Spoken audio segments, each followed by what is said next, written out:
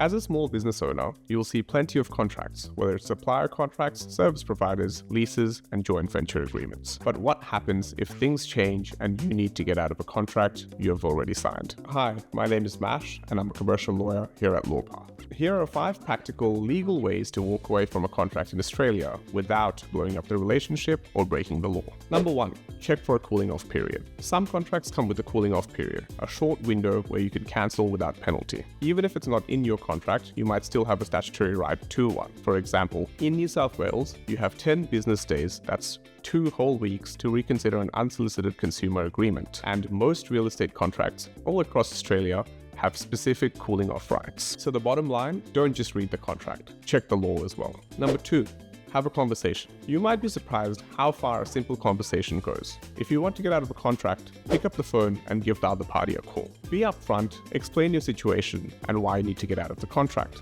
Often, you can agree to terminate or amend the contract by mutual consent. Let's say you have signed a 12-month contract with a marketing agency, but business is really down and all of a sudden you need to cut costs. A simple, frank discussion could lead to an early termination or at least a revised arrangement without legal fallout. It won't work every time, but it's always worth trying first. Number 3, check for termination rights or just wait it out. Many contracts include termination rights, clear rules on when you can legally walk away. For example, your supplier agreement might allow you to exit with 30 days notice or if service levels are not being met. Also, check how much time is left on the contract. If it's nearly up, it might be easier and cheaper to simply let it run its course rather than push for an early exit. Number 4, review whether the contract was properly executed or even valid. Not every signed contract is enforceable. If it doesn't comply with the law, involves something unlawful, or wasn't properly executed, for example, it wasn't signed by someone with authority, it may be void or unenforceable. This one's complex though,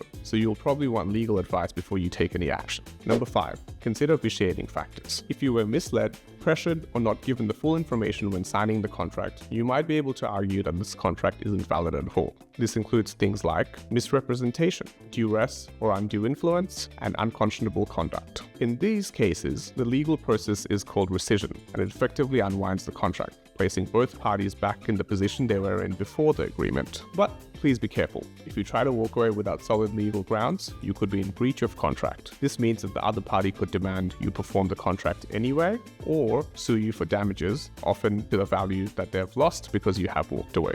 And that's why it's critical to get legal advice before making a move. Trying to cancel a business contract can feel daunting, especially if you're not sure where you stand legally. If all this sounds a bit too hard, or you're not sure where you stand, come to Lawpath. We help small business owners renegotiate and exit and review contracts with confidence. Whether you need quick legal advice or a fixed fee contract review, we've got your back. Visit lawpath.com.au to get started and protect your business the smart way.